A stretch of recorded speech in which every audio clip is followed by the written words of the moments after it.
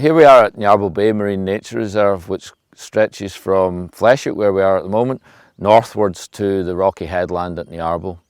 It's a really exposed area, so it's dominated by sea cliffs and caves and rocky headlands.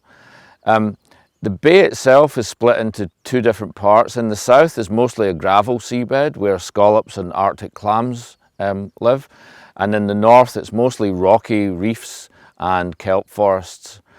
The area is also swept by currents that come up from the Atlantic, and so it's a great place for seabird feeding and basking sharks.